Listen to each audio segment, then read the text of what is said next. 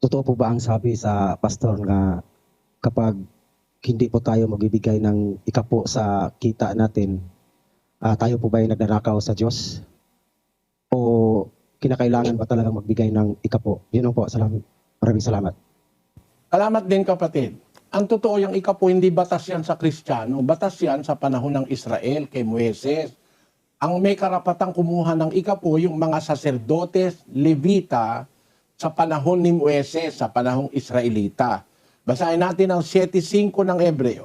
At katotohanan, ang mga sa anak ni Levi na nagsisitanggap ng katungkulang saserdote ay mayroong utos na kumuha ng ikasampung bahagi sa bayan ayon sa kautusan, sa makatwid ay sa kanilang mga kapatid, bagamat ang mga ito ay nagsilaba sa mga balakang ni Abraham. Ayon, ang mga anak ni Levi, yung Levita ang tawag doon sa Biblia, na tumatanggap ng katungkulang saserdote, yun ang mayroong utos na kumuha ng ikapo.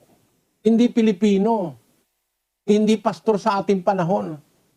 Yung mga saserdotes, Levitas, yun ang mayroong karapatang kumuha ng ikapo. Basahin natin sa Cebuano.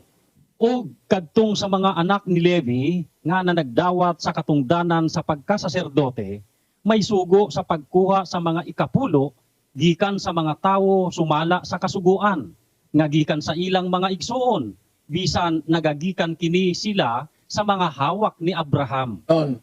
Yung mga anak ni Abraham na mga Israelita, doon sila kukuha ng ikapulo. Ang kukuha, yung mga anak ni Levi na nagdawat sa katungdanan sa pagkasaserdote. Mga saserdotes Levita ang kukuha ng ikapo sa mga Israelita. Hindi utos yan sa Pilipino. Ang utos kasi sa ating panahon, iba. Kasi yung saserdotes Levitas, binago na yon. Binago. Ewan ko sa Cebuano kung anong kahulugan ng binago. Basahin natin sa 7:12 ng Hebreo. Sapagkat ng palitan ang pagkasaserdote, ay kinailangang palitan naman ang kautusan. Paano gano? Pinalitan ang pagkasaserdote. Ang pagkasaserdote ng mga Levita, pinalitan nyo ng pagkasaserdote ni Kristo. Kaya, nung dumating si Kristo, tapos na yung Levitical priesthood. Tapos na. Kaya tapos na rin yung kautusan sa Levitical priesthood. Ulitin nga natin, kapatid na Daniel. Sapagkat ng palitan ang pagkasaserdote, ay kinailangang palitan naman ang kautusan. Kailangang palitan ang kautusan nung palitan ng pagkasaserdote. At ang utos na ipinalit ay ang utos ni Kristo. Ang utos na pinalitan, yung utos ni Moises. Nakasama rin yung ikapo. Basahin natin ang 13:39 ng gawa.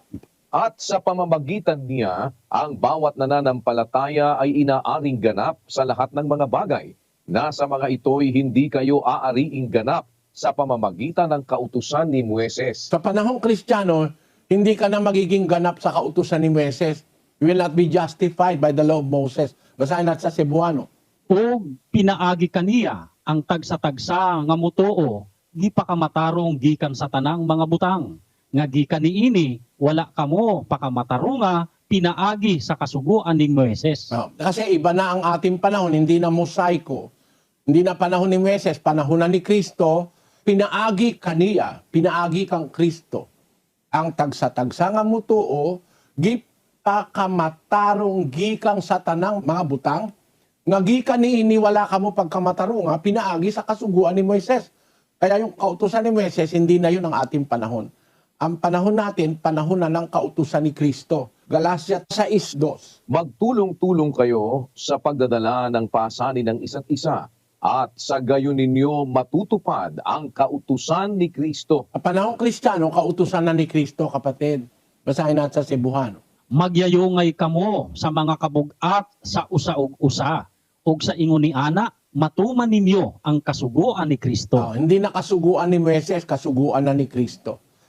Kaya kay Kristo, hindi na ikapo, kapatid. Basahin natin ang 9:7 ng 2 Korinto. Magbigay ang bawat isa ayon sa ipinasya ng kaniyang puso. Huwag mabigat sa loob o dahil sa pinipilit, sapagkat iniibig ng Diyos ang nagbibigay na masaya. Ayan ang utos ni Kristo.